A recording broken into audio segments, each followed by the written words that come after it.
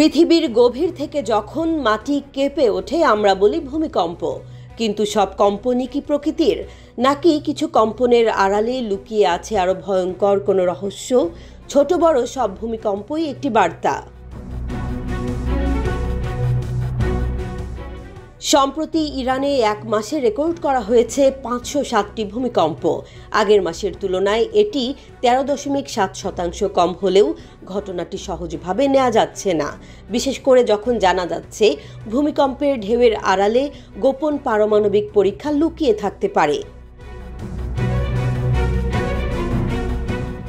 গত মার্চ 24 তারিখে ইরানের কেরমান প্রদেশে 5 থেকে 6 মাত্রার একটি ভূমিকম্প রেকর্ড করা হয়েছে।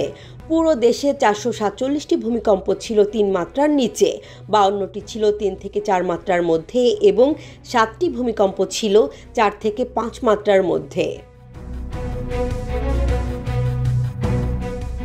কেরমান, খোরাসান, রাজাভি, ইয়াজদ এবং সেমনান প্রদেশ সবচেয়ে বেশি ভূমিকম্পের কেন্দ্রবিন্দু ছিল। বার্ষিক হিসেবে মার্চ 2024 থেকে মার্চ 2025 পর্যন্ত ইরানে 6272টি ভূমিকম্প রেকর্ড হয়েছে, যার মধ্যে 150টির মাত্রা ছিল 4-এর বেশি। কিন্তু গল্প এখানেই থেমে নেই।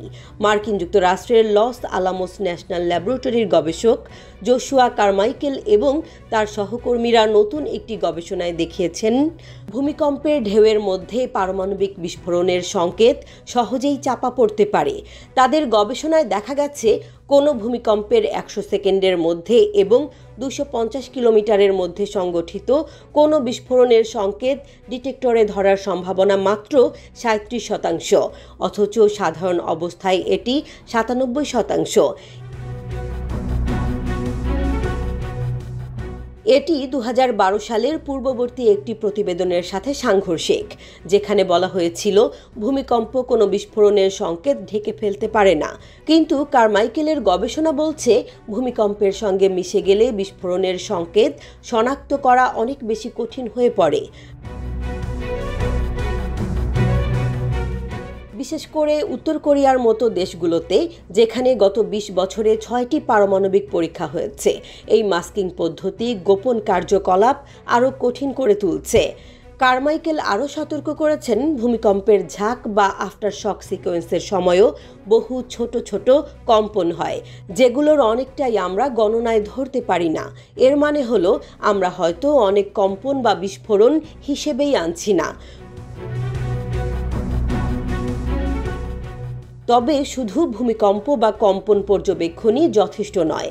পারমাণবিক পরীক্ষার সঠিক শনাক্তকরণের জন্য বায়ুমণ্ডলে নির্দিষ্ট ধরনের রেডিও নিউক্লাইড খোঁজা, অন্যান্য গোপনীয় লক্ষণ বিশ্লেষণ করা ইত্যাদিও সমান গুরুত্বপূর্ণ।